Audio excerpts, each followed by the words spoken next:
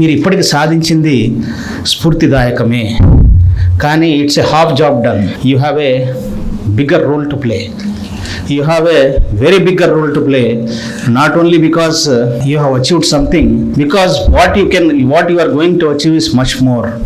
So మీరు ఇప్పుడు మీ ఫ్యూచర్లో చేయబోయే మరి మీ జాబ్స్లో మీ ప్రొఫెషన్స్లో ఎటువంటివి మీరు చేయబోతున్నారో దాన్ని ఇంపాక్ట్ సొసైటీ మీద చాలా ఉంటుంది అని మీ అందరికీ తెలియజేసుకుంటున్నాను. మరి 5 కూడా ఇక్కడ I wish that they will achieve మరి ఏదైతే వీళ్ళు అనుకుంటున్నారో, ఎందుకైతే వీళ్ళు జాయిన్ అవుతున్నారో సివిల్ సర్వీసెస్లో, మరి చాలామంది మోటివేషన్తో జాయిన్ అవుతారు. చాలామంది we want to do this public service అని, but over the period of time they may lose track due to various things. And sir ఇంతకుముందు చెప్పారు, శంకరన్ గారి పీరియడ్కి ఇప్పటికీ చాలా తేడా వచ్చింది కొంతమంది యంగ్స్టర్స్లో. So many of the assistant collectors వీళ్ళు జాయిన్ అయిన తర్వాత ఫస్ట్ IASలో అసిస్టెంట్ కలెక్టర్స్కి వస్తారు. I had many of assistant collectors undergoing training under me in Krishna district, in Guntur district. Some of them were good, but many of them I thought probably వాళ్ళ ఓరియంటేషన్లో కొంచెం ఇంకా తేడా రావాలి, there has to be paradigm shift వాళ్ళ థింకింగ్లో అనిపించింది. So మీరు చేయబోయేది రేపు కొన్ని విషయాలు బయటకు కనిపిస్తాయి, అందరు అప్రిషియేట్ చేస్తారు, కొన్ని సొసైటీకి తెలియదు, కానీ that is your job, primary responsibility. నేను ముందుగా మామూలుగా మీకు కర్నూలు అంటే చాలామందికి సినిమాల్లో కొండారెడ్డి గురించి చూపించేసి ఫ్యాక్షన్ అని చూపించి మాది నేటివ్ కర్నూలు. సో ఆ కర్నూలులో తుంగభద్ర రివర్, కృష్ణా రివర్ 2 అక్కడ పారుతున్నా కూడా ఎప్పుడు చిన్నప్పటి నుంచి నేను చదువుకున్నప్పుడు కూడా కర్నూలులో ఫ్లడ్స్ వస్తాయి ఇది అనేది లేదు. అంటే రాయలసీమలో ఫ్లడ్స్ ఏంటి అన్నట్టుగా అందులో మాకు ఎప్పుడు వరద ఉండదులే, ఏదో ఆ కోస్తా డిస్ట్రిక్ట్స్లో దాంట్లో వస్తుంది అని అనుకునేవాడిని చిన్నప్పుడు. కానీ సడన్గా మనకు 2008-9లో మనకు అనుకోని విధంగా వర్షాలు రావడము, అంటే మనకు అన్ఇమాజినబుల్ రైన్స్ రావడము, శ్రీశైలం బ్యాక్ వాటర్స్ వచ్చేసి కర్నూలు నగరాన్ని, సగం నగరాన్ని మరి ముంచేస్తుందని, మా ఇంట్లో మరి పై పోర్షన్ కూడా ఫుల్గా నిండిపోతుందని ఎప్పుడు ఊహించలా, కానీ it happened. So that time the administration was under tremendous strain. నేను అప్పటివరకు ఏమనుకున్నామండి, ఏంటి ఏముందిలే కలెక్టర్, జిల్లా కలెక్టర్ ఏంటి, జాయింట్ కలెక్టర్ వీళ్ళంతా ఏం చేస్తుంటారులే అనుకున్నా. దెన్ అప్పుడు నాకు ఆ టైంలో చూసినప్పుడు వాళ్ళు తీసుకున్న మెజర్స్ అవన్నీ గుర్తుండిపోయాయి. ఆ తర్వాత నేను జాయింట్ కలెక్టర్ నెల్లూరుగా వెళ్ళినప్పుడు అప్పుడు 2015లో సైక్లోన్ వచ్చింది. ఆ సైక్లోన్ ఎలా ఉండిందంటే మనకు ఆంధ్ర అంతా ఎఫెక్ట్ లేదు, only Nellore and Chennai were affected. Chennai floods అన్నప్పట్లో రోవాన్ సైక్లోన్ అని. సో అది వచ్చిన తర్వాత నెల్లూరులో విపరీతమైన rains and we had planned, మామూలుగా నెల్లూరులో ఏమంటే నవంబర్ డిసెంబర్లో ఎప్పుడు రెయిన్స్ వస్తాయి, సో ఆ సీజన్కి వాళ్ళు సైక్లోన్స్ ఖచ్చితంగా వస్తాయి, 2-3 సంవత్సరాలకు ఒకసారి సైక్లోన్ వస్తుందని చెప్పేసి disaster management plan. I'm just telling you people how things would be there, sometimes unforeseen consequence situations you have to face అని, ఎలాగైతే కర్నూలులో ఫ్లడ్స్ వచ్చాయో అన్నట్టుగా. సో అక్కడ వాళ్ళు మామూలుగా every year they prepare A plan, disaster management plan అని. మొత్తం జిల్లాలో మనకు 11 కోస్టల్ మండల్స్ ఉన్నాయి, మరి కావలి నుంచి మొదలుకొని సుల్లూరుపేట వరకు మనకు ఈ మండలాల్లో ఇవన్నీ పెట్టుకోవాలి, మనకు కావాల్సిన చెట్లు పడిపోతే తీయడానికి ఇవి పెట్టుకోవాలి, మనుషులు వస్తే వాళ్ళకు ఏ స్కూళ్ళల్లో పెట్టాలి, ఇలాంటివన్నీ ఒక drill, it is called a standard మనకు ఆపరేటింగ్ ప్రొసీజర్ ఒకటి పెట్టుకొని ఫ్లడ్స్ వస్తే ఈ విధంగా చేసుకోవాలి అనేది పెట్టుకుంటారు. కానీ ఆ రెయిన్స్ అప్పుడు ఏమొచ్చిందంటే, ఆ సైక్లోన్ అప్పుడు మేము అదే ప్రిపేర్ అయ్యాం. కానీ ఈ మండలాల్లో కాకుండా వెంకటగిరి ఇటువైపు ఎక్కడైతే అప్లాంట్స్ ఉన్నాయో అక్కడ వర్షాలు ఎక్కువ పడి చిత్తూరు నుంచి మనకు కొన్ని ఏవైతే మామూలుగా rivers or rivulets which never carried water started carrying so much of water that Nellore town, Venkatagiri town, Gudur ఇవన్నీ కూడా ఇదైపోయి మా కళ్ళ ముందు నేను మా కలెక్టర్ గారు ఉదయం 2:30 గంటలకి రోడ్డు మీద హైవే మీద నిలబడి ఉంటే మా కళ్ళ ముందు రోడ్ కట్ అయిపోయింది, national highway. That was cut for about 5 days those days. So ఆ విధమైన సిచ్యువేషన్. దెన్ 15 days పూర్తిగా రెయిన్స్ తర్వాత దెర్ వర్ 2 రిజర్వాయర్స్. వన్ నార్త్లో సోమశిల అని, కింద కండలేరు అని చెప్పి, ఆ సోమశిల రిజర్వాయర్లో ఫుల్ వాటర్ వచ్చేసింది.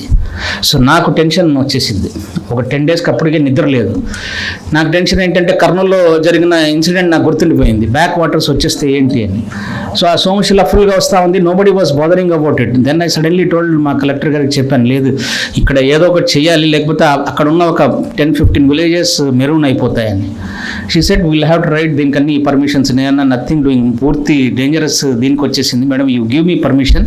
అక్కడ నుంచి కండలేరుకు వాటర్ వదిలేద్దాము, Kandaleru is another big reservoir which stores. Then she called many higher ups, అందరికీ సింగమూల్లో ఫోన్ చేయడం, ఇవన్నీ చేయడం జరిగింది. నేను ఇమ్మీడియట్గా మళ్ళీ ఆ ఇంజనీరింగ్ డిపార్ట్మెంట్స్ అవన్నీ వాళ్ళ హైయర్ అప్స్ అన్నీ పర్మిషన్స్ తీసుకుని లోపల 2-3 రోజుల్లో చాలా ఇది జరగవచ్చు అంటే ఎవరికి అది అనుకోని, I remembered suddenly water can ఇది అవుతుందని.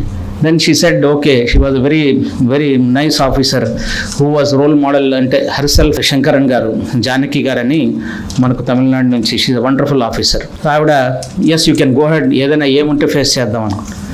సో వెళ్ళిపోయి నేను నెక్స్ట్ డే అక్కడి నుంచి ఇంజనీర్లు వద్దన్నా మాకు పర్మిషన్ పైనుంచి రావాలి, నథింగ్ డూయింగ్, మీరు రిలీజ్ చేయాల్సిందే వాటర్ అని కండలేరుకి రిలీజ్ చేసాం.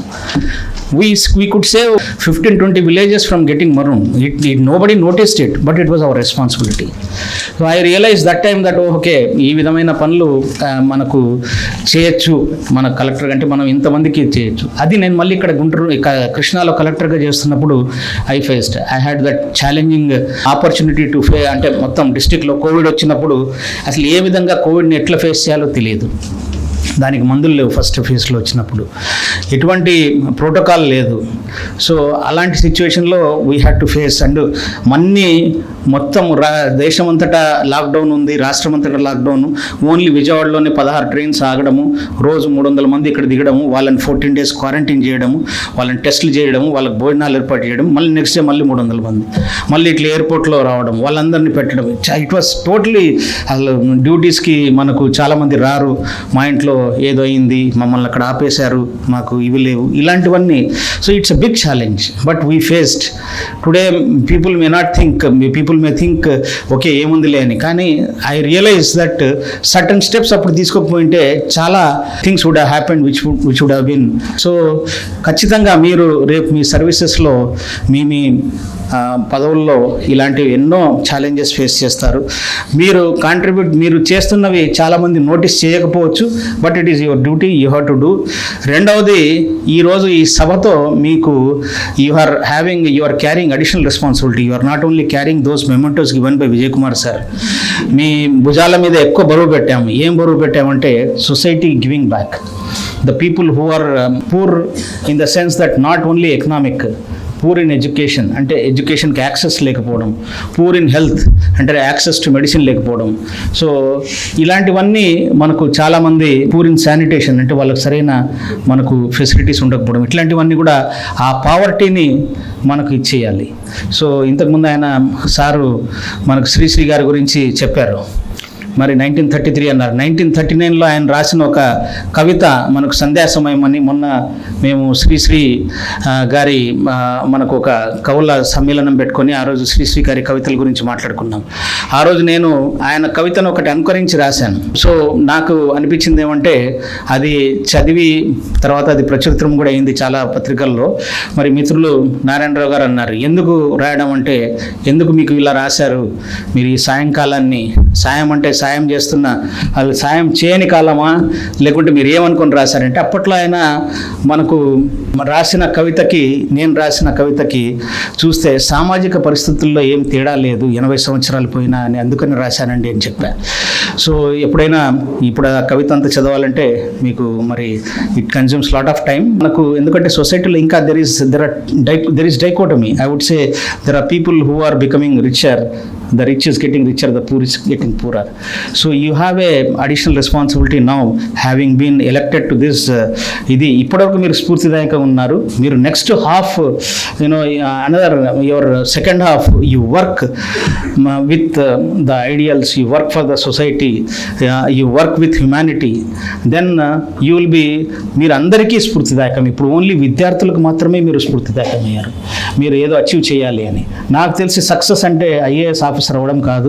సక్సెస్ అంటే 10 లక్షల లక్షల జాబు సంపాదించుకోవడం కాదు. సక్సెస్ అంటే మనము ఒక నలుగురికి సహాయం చేసి మానవత్వంతో ఉండడం. 10 లక్షల నెలకు సంపాదించి తన తల్లిదండ్రులు వదిలేసిన చాలామంది మిత్రులు ఉన్నారు నాతో. నేను వాళ్ళతో గొడవ పడడం జరిగింది, ఇది జరిగింది. So I don't consider them as very successful people. He is there in America, he may be earning so much, but his parents are here. I regularly go to them and speak to them and come back. ఎందుకంటే నాకు I feel that my friend is not looking after them. So I don't call him a successful man, even though he is heading a big company, he is a CEO in America. So for me, success is a person who is helping out, who is reaching out to the poor, who is reaching out to the needy.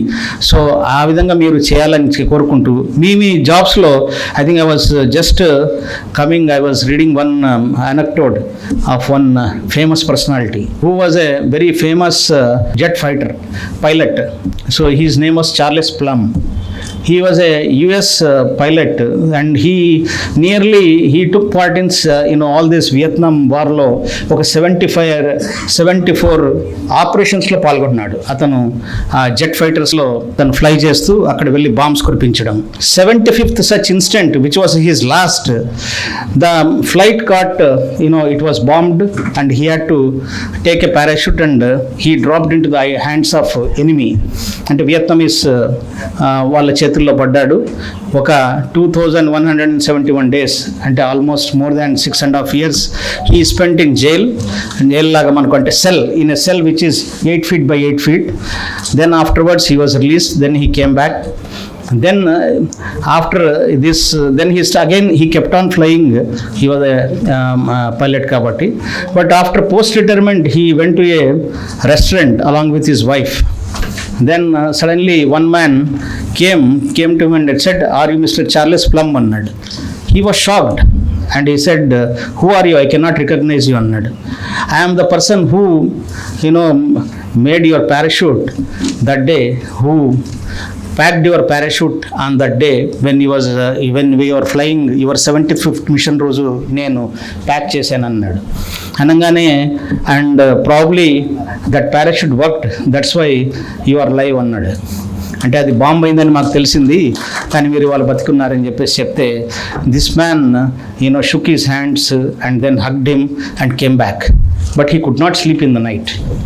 ఎందుకంటే ఇతను ఎప్పుడైతే పైలట్గా అక్కడ పనిచేస్తున్నప్పుడు తన జెట్ని air craft దగ్గరికి వెళ్తున్నప్పుడు పక్కన ఈ పనిచేసే వాళ్ళు, ఈ పారాచూట్స్ ప్యాక్ చేసే వాళ్ళని ఎప్పుడు గమనించాల.